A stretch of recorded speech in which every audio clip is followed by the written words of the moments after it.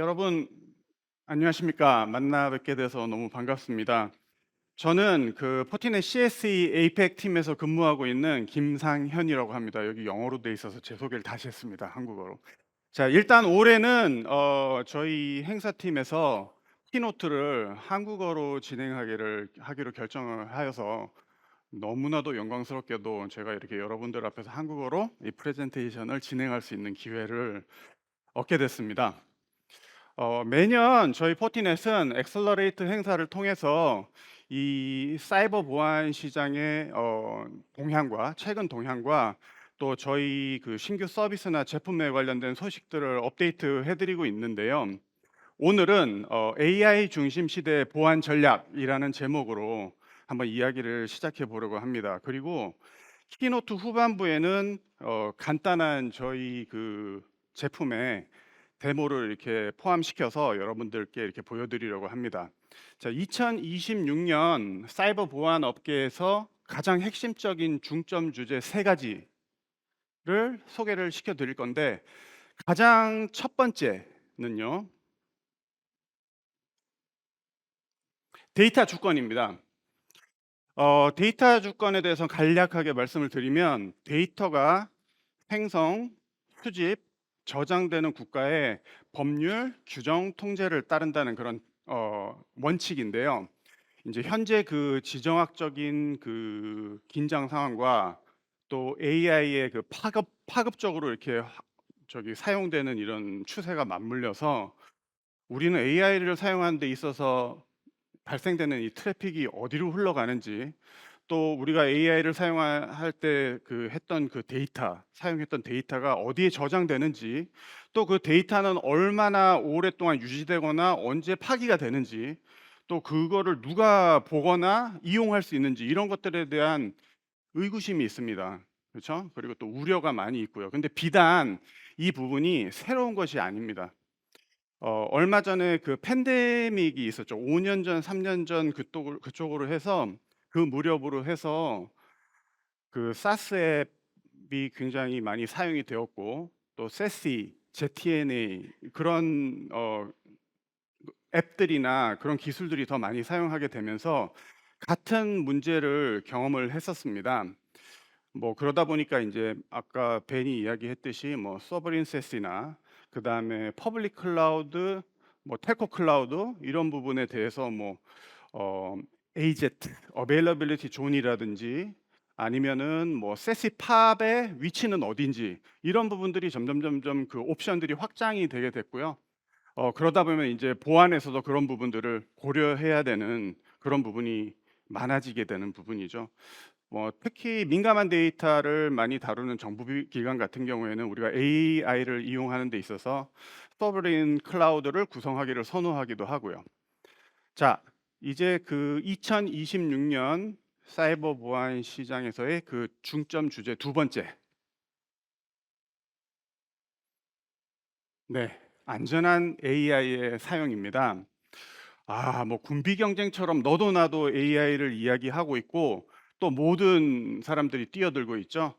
이제는 AI를 사용하지 않자니 경쟁에서 뒤처지는 것 같고, 또 AI를 사용하자니 또 데이터가 유출될 위험이 있습니다. 그러면 어떻게 하면은 우리가 안전하게 AI를 사용할 수 있을까라는 부분이 이제 계속 이제 이 프레젠테이션에서 이 원체 이제 광범위한 주제라서 계속 반복이 될 거라서요. 제가 마지막에 간단하게 다시 한번 설명을 드리려고 하고 있고, 그다음 가장 오른쪽에 보시면은 그 가까운 그 다가오는 그 규제라던가 아니면은 컴플라이언스 표준, 이런 부분들에 대한 고민도 굉장히 화두가 될 겁니다. 그래서 예를 들자면 EU의 AI 액트 같은 경우에도 강력한 적용이 2025년에서 2027년 12월로 연기가 되었죠. 또 거기에서 이제 개인정보 활용에 대한 부분은 좀 완화되기도 하였고요. 또 현실 반영이 그만큼 어려운 부분이 있다라는 거죠. 2026년 핵심 과제 세 번째입니다. 사이버 보건력입니다. 네. 비즈니스 지속성을 위해서 단순히 어떤 규정을 준수한다든지, 우리가 보안을 위해서 10개, 20개, 30개 제품을 많이 도입을 하고 설치를 하고 체크리스트를 체크를 했으니 이제 우리는 안심이다. 아니죠. 보안 침해는 불가피하다고 가정을 하고 항상 준비해야 됩니다. 그러니까 선제적인 대응이 강조되는 이유입니다. 그래서 어떤 공격이라고까지 표현을 하지 않겠습니다. 아직은 어떤 무언가가 들어왔을 때 이에 맞서서 대응할 수 있도록 제품, 서비스 조직, 그 다음에 절차, 프로세스 이런 체계들이 다 마련이 되어야 됩니다. 저희 포티가드 침해 사고 대응팀이 그 고객의 의뢰를 받아서 현장에 투입이 돼서 어떤 침해 행위를 분석을 하다 보면은 선제적 대응은커녕 아주 놀랄 정도로 기본적인 그 보안조차도 지켜지지 않는 부분을 보기도 하는데요. 이런 경우는 보다 큰 그 침해 사고로 연결되는 경우가 많다고 합니다. 그 중에서도 가장 일반적이고 공통적인 부분, 저희도 영향을 받을 수 있는 부분의 경고 신호를 한번 보자면은요. 첫 번째는 가시성의 미확보. 가시성의 미확보. 그러니까 보안 제품들이 적재적소에 갖춰져 있느냐? 아니면 우리가 모든 보안 제품을 적재적소에 갖췄음에도 불구하고 정확하게 설정되고 운용되지 못하는 경우에도 이에 해당이 됩니다. 두 번째, 보안의 위생성입니다. 기본적으로 멀티팩터 엔진이라든지 아니면 운영체제 보안 제품에 대한 최신 패치나 업데이트들을 소홀히 하는 점, 그 다음에 임직원에 대한 보안 교육을 제대로 수행하지 못하는 경우에도 안 좋은 징후의 예시가 되겠습니다. 세 번째로는요, 너무 광대하게 많은 경고들입니다. 이렇게 경고들이 많이 몰려 들어오게 되면은 저희 쏙팀에서는 해당 심각도를 분류를 할 수밖에 없고, 가장 심각도가 높은 부분은 선처리를 하겠지만은 만약에 중간 단계보다 낮은 경고들이 오면 그냥 종결 처리를 한다든지 더 이상 추가 분석 과정을 거치지 못하는 그런 문제들이 있게 되겠죠. 그러면 뭔가 부족한 부분이 생길 수 있다라는 거고요. 마지막으로 연결성 확보의 실패입니다. 모든 보안 제품들은 이 연결이 이렇게 톱니바퀴가 딱 이렇게 돌아가듯이 유기적으로 이렇게 물려서 돌아가 줘야 되는데, 이런 부분은 빌트인 오토메이션이라든지 자동화라든지 아니면은 패브릭 커넥션에 관련된 부분이라든지 10개가 있던 20개가 있던 30개가 있던 그런 부분들이 꼼꼼하게 잘 맞물려져서 돌아가야 이 빈틈을 확실하게 놓치지 않을 수가 있는 부분이거든요.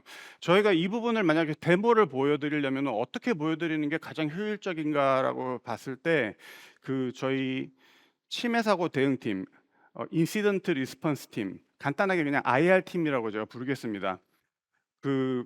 어떤 고객 팀의 침해 사고를 도와드리는 차원에서 투입이 돼서 현장 분석을 하던 실제 사례를 가져와서 이야기를 풀어나가는 게 어떨까 하고 한번 생각을 해봤습니다. 그래서 OT 고객의 사례를 재구성해서 여러분들께 이야기를 해드리려고 하는데요. 먼저 침해 사고 대응팀이 저희들한테 보내준 비디오를 같이 한번 잠깐 보시겠습니다. Not every incident begins with flashing alerts and breaking news. Most begin quietly, in outdated settings, overlooked configurations, and defenses that haven't kept pace with modern threats. FortiGuard incident responders see it every day, and they know the best response is the one that happens before the breach. So even when the attack hasn't started, the mission is the same. Find the gaps, fix the weaknesses, strengthen the system, because the only way to stay ahead is to think like it's already happening. The incidents expose the risk. The recommendations define the path forward. A disciplined approach that turns uncertainty into clarity. 네. 저 비디오 잘 보셨죠? 저희 IR 팀이 현장에 투입이 돼서 고객들의 침해 행위를 분석해 하는 작업을 할 때 저희가 인제 최초에는 분석을 하고 분석된 결과를 통해서 최종 리포트를 작성을 하게 되고, 리포트를 작성을 하게 되면 인제 그 리포트를 기반으로 고객팀들과 미팅을 하면서 어떻게 이 문제에 대해서 개선점을 찾을 것인가, 이런 절차로 진행이 되는데, 지금 인제 저희 같은 경우에는 이번 예시에서는 OT 기업을 예로 들었습니다. 그래서 인제 종합적인 리포트를 가지고 추가적인 내용들을 이야기해 나가는 과정에서 저희가 인제 포티 NDR 제품을 이용을 해서 추 어 최초의 그 침해 행위는 원격 접속으로 의해서 발생이 되었고, 그다음에는 레터럴 무브먼트라는 그런 내용들 공격이 생기면서 그 취약한 서버들에 대한 조사를 하면서 이런 문제들이 발생이 됐다라는 거를 종합적인 보고서를 통해서 발표를 했고, 그 발표를 하면서 여러 가지 나온 사고에 대해서 문제를 해결하는 방법들을 하나씩 하나씩 대응에 관련돼서 이야기를 하기 시작하는데요. 그중에서 가장 선점적으로 가장 우선순위를 두고 해결해야 될 다섯 가지 방법에 대해서 이야기가 나오게 됩니다. 그 첫 번째는 저희들이 주목했던 부분이 최초의 공격이 원격 접속에서 발생했다라는 것에 대해서 주목을 하였는데, 저희가 OT 특성상 어떤 원격 접속 자체를 포기할 수는 없는 상황이었다라는 거였고요. 자, 두 번째로는 너무나 많은 고위험군의 그 사스 앱들을 사용자들이 어떤 가식성이 확보되지 않은 상황에서 사용하고 있었다라는 점. 세 번째로는 저희들도 사실 떳떳하지 않을 수도 있습니다. 너무나 많은 정보를 가끔 가다가 이 AI를 사용하는데 넣지 않았나 하고 가끔 후회할 때도 있고 했을 것 같다고 조심스럽게 추측을 해 보는데요. 많은 인가되지 않은 AI 앱들이 사내에서 사용이 되고 있음을 알았고요. 그다음에 네 번째는 OT는 굉장히 민감한 정보를 많이 다룸에도 불구하고 DLP 솔루션이 전혀 구축되어 있지 않았다는 점을 지적을 했습니다. 그다음 마지막으로 다섯 번째로는 SOC 팀의 업무 과중이었습니다. 사실 많은 케이스들이, 사고 사례 케이스들이 SOC 팀으로 에스컬레이션이 되었음에도 불구하고 중간 단계 이하의 레벨의 경고는 조사되지 않거나 종결 처리되는 그런 부분들이 있었습니다. 이제 하나하나씩 짚어서 그 문제에 대한 원인과 분석을 해야 되겠죠. 이제 파트너분들이 원격 접속을 할 수밖에 없는 이유가 아무래도 생산 설비나 이런 공장 지대가 도시의 외곽 쪽에 위치해 있었고, 그 부분을 지원을 해줄 수 있는 저희 그 파트너 엔지니어 분들은 도심지에 계시다 보니까 이 부분 자체를 아예 포기할 수는 없는 부분이었죠. 근데 우리들이 그 추가 분석을 통해서 알아냈던 내용이 뭐냐면은 그 랩탑 노트북 디바이스에 전혀 취약점을 스캔을 한다든지 아니면 EPP 어떤 어 바이러스라든지 이런 부분들을 탐지할 수 있는 게 전혀 설치가 되어 있지 않은 상태였습니다. 그러다 보니까 악의적인 코드에 감염이 되어 있는 상태였죠. 그래서 저희 IR 팀에서 해결책으로 권장을 했던 부분이 세시 제품을 도입하라라는 거였습니다. 세시 제품을 도입한다는 거는 우리가 제로 트러스트의 모델을 적용해 준다라는 건데요. 제로 트러스트 세시를 적용을 해 주게 되면은 저희가 기본적으로 서비스에 무작정 허용을 해 주는 게 아니고요. 허용을 해 주기 전에 이 사람이 제대로 된 인증을 받았는지, 혹은 이 디바이스가 저희 네트워크에 붙었을 때 굉장히 안전한지, 이런 부분들이 확인이 된 후에서야 연결을 허용을 해 주고요. 연결을 해 준다고 해서 또 완전히 다 열어 주는 것도 아닙니다.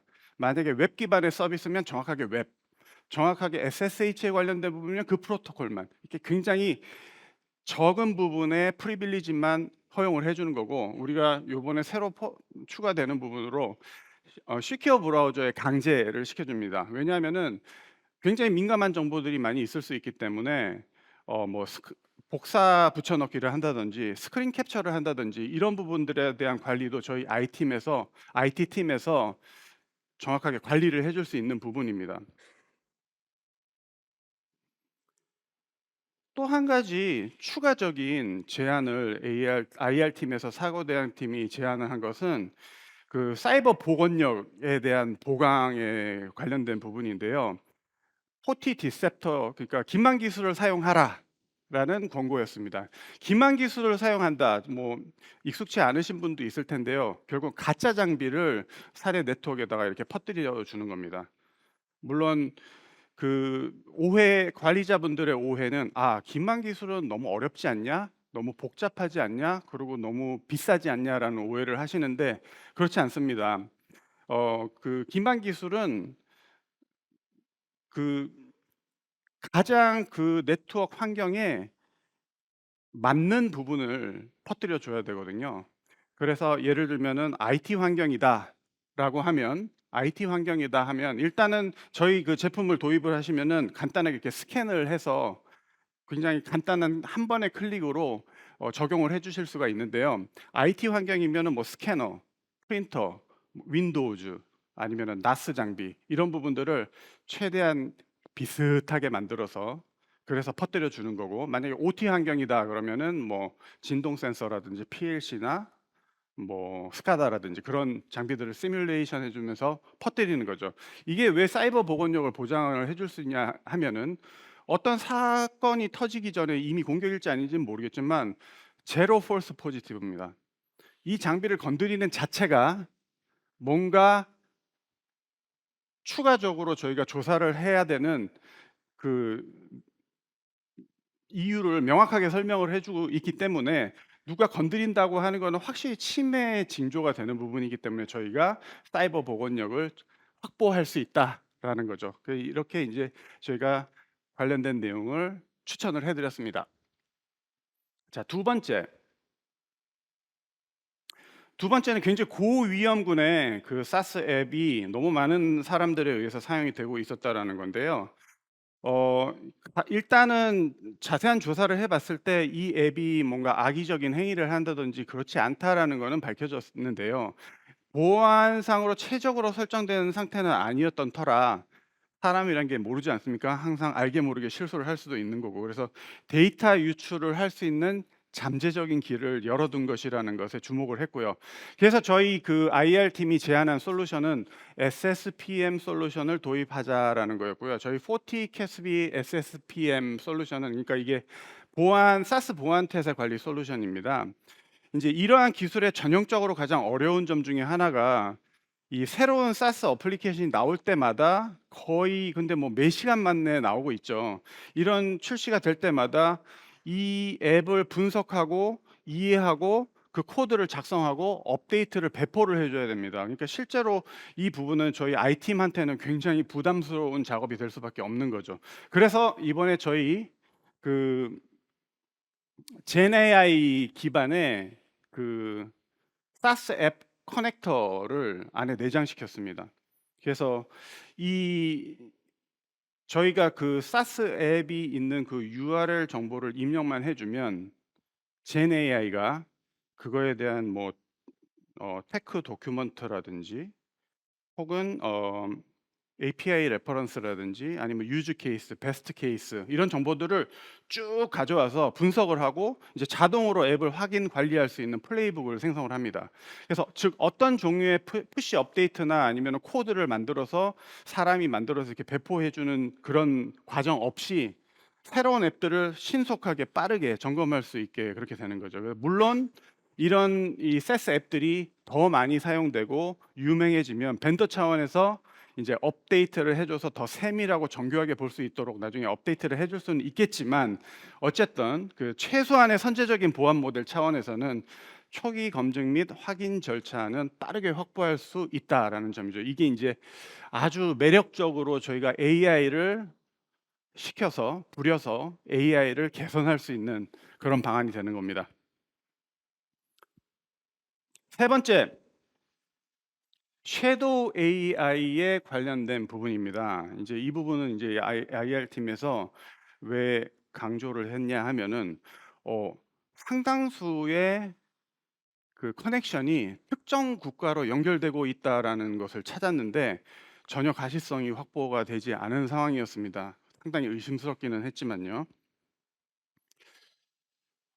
그래서 IR 팀에서는 해당 솔루션으로 FortiOS 8.0을 사용하기를 권장하였습니다.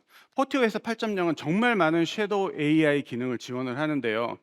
화면에서 보시는 내용은 저희 포티 애널라이저에 새로 추가된 AI 전용 대시보드입니다.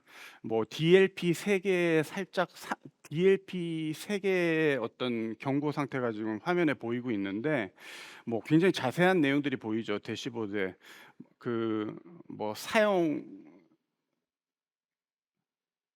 얼마나 하고 있는지, 또 어떤 곳으로 흘러가고 있는지, 그다음에 거기에 어떤 AI에 대한 연결이 되고 있는지, 이런 부분들이 있는데 지금 딥시크라고 나오죠. 딥시크 같은 경우는 중국에서 호스팅하고 있는 AI인데요. 굉장히 자세한 정보들을 화면에서 보실 수가 있습니다. 누가 어디서 왜 DLP에 관련된 그 경고가 떴는지, 요런 AI를 아까 전에 보신 화면에서 인가하거나 인가하지 않거나 인증하거나 그런 부분을 추가로 설정이 가능하고, 내용을 분석하다 보니까 이 사람이 이제 코드를 이 안에 넣어서 어떤 작업을 하려고 했던 부분들을 발견할 수 있었고, 이 부분이 정확하게 차단이 됐는데, 그 차단된 이유를 살펴보니까 안에 AWS 억세스에 대한 뭐 자격 증명 같은 키가 안에 포함되어 있다 보니까 이렇게 DLP 바이올레이션으로, 위반 사항으로 디텍션이 돼서 나오는 과정을 화면에서 보실 수가 있었습니다. 추가적으로 방금 보셨던 엔드포인트나 세시나 포티게이트, 이거에 대한 섀도우 AI 기능 이외에 추가적으로 보실 수 있는 화면이, 이제 포티웹 8.0에서는 MCP 프로토콜을 지원을 합니다. 그래서 우리 네트워크상에 퍼져 있는 에이전트라든지 MCP 서버가 누가 누구에게 이야기를 하고 있고, 또 MCP 프로토콜의 컴플라이언스를 만족을 하는 통신을 하고 있느냐, 이런 부분들에 대해서 관리와 모니터링이 가능하고요.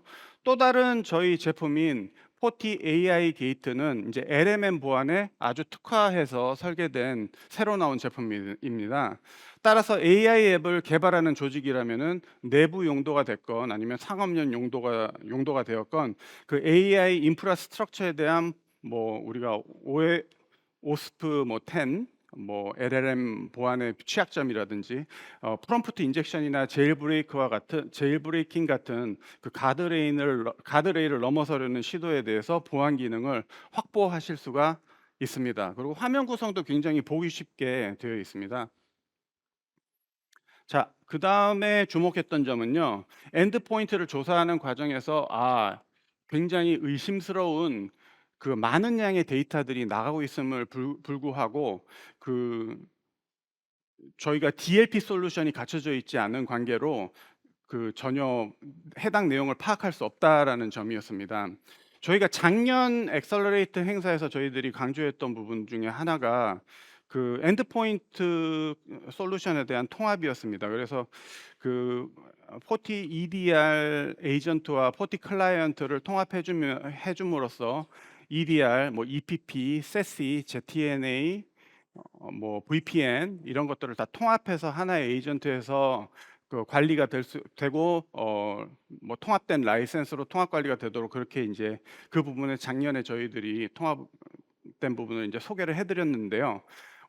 가장 IT 팀에 문의를 해서 요번에 우리 DLP 솔루션 때문에 이런 부분을 같이 넣어줘야 저희 보안을 강화할 수 있다라고 했을 때, IT 팀에서 이야기했던 게 우리는 또 다른 에이전트를 원하지가 않습니다라는 이런 말들을 굉장히 많이 듣는데, 올해는 이 DLP 에이전트를 확장을 해서 같이 저희 에이전트에 통합을 했습니다. 그래서 이제 단 한 번에 인스톨러로 EMS 인스톨러에서 추가적으로 DLP에 관련된 부분을 그냥 클릭만 한번 해주시면 인스톨러에 그 내용이 포함이 된 후에는 자동으로 그게 이제 저희 포티 클라이언트를 사용하고 계시는 고객분이시라면 자동으로 배포가 돼서, 이제 당장 DLP 사용을 함으로써 어, 그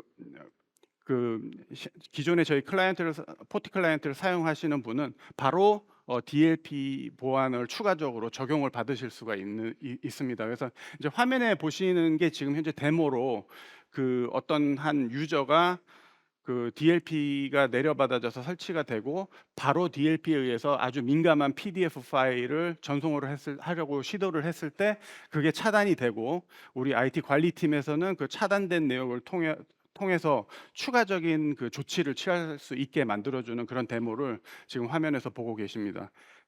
지금 이제 그러한 행위가 계속 반복되는 것을 발견을 하면 그분을 아예 이제 뭐 쿼런틴, 격리 처리를 한다든지 그런 부분들이 지금 화면 데모에서 여러분들이 보시고 계십니다. 네, 다음 마지막으로 너무 과도하게 몰려오는 그 경고 설정으로 인해서 톡팀의 과부하가 되는 부분이 지적이 되었습니다. 조사에 따르면 사실 상당 부분의 침해 시도가 실제로는 탐지가 돼서 다 보고는 올라갔는데 또 심각도가 낮게 판단이 되는 부분은 어쩔 수 없이 종결 처리가 되어 버려서 조사가 추가적으로 이루어지지 못했던 것이고요. 그래서 저희 사고 대응팀은 올해 새롭게 출시되는 포티 속 제품을 이제 추천을 하게 되는데요. 이제 우리가 새로 출시가 된다고는 하지만 25년 동안 아주 검증된 그런 스탠드얼론 컴포넌트들을 사용을 하고 있습니다. 이 왼쪽 화면에 보시면은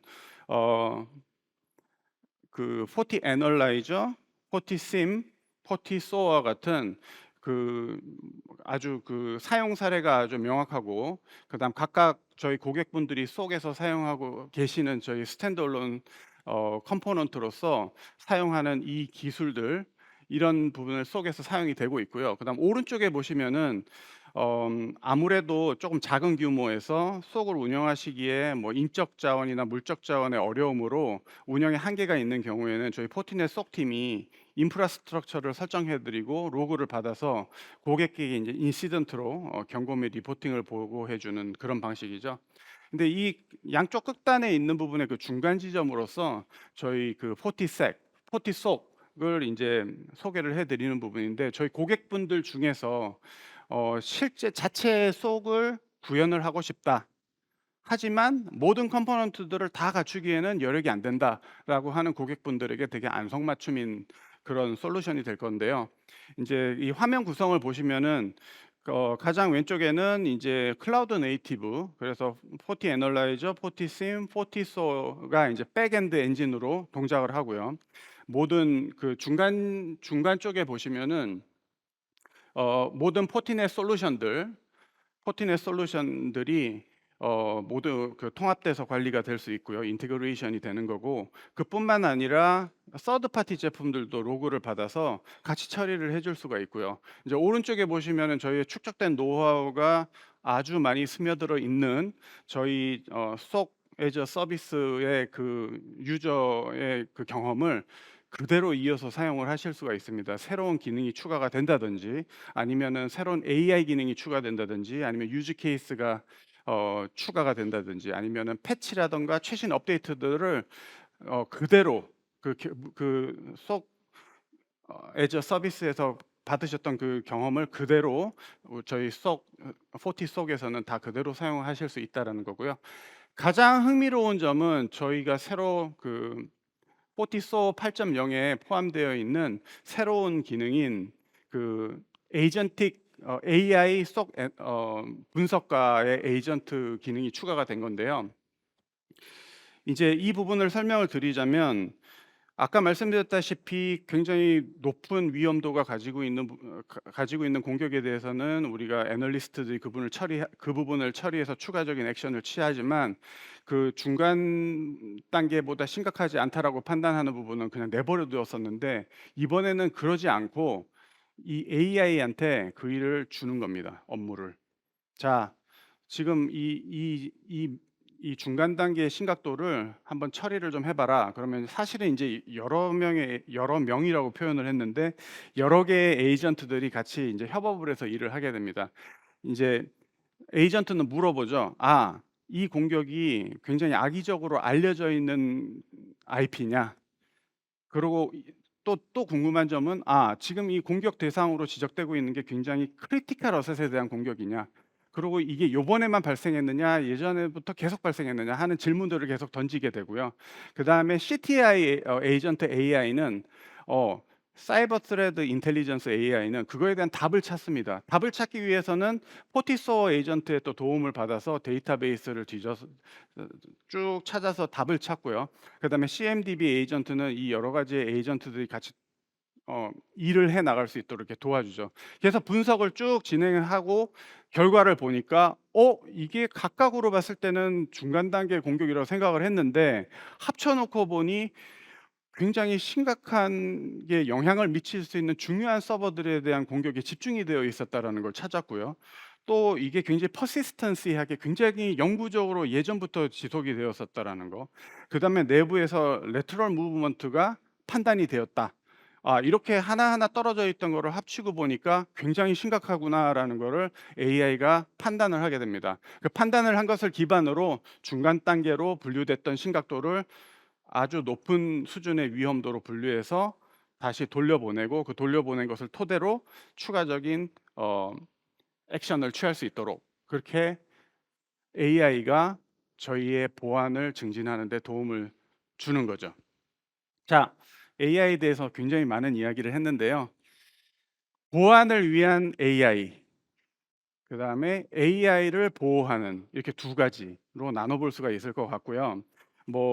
보안을 위한 AI는 우리 포티넷 개발자, 그다음 우리 보안을 생각하는 기술자, 이런 사람들이 좀 더 나은 보안을 만들어내기 위해서 AI를 활용하는 겁니다.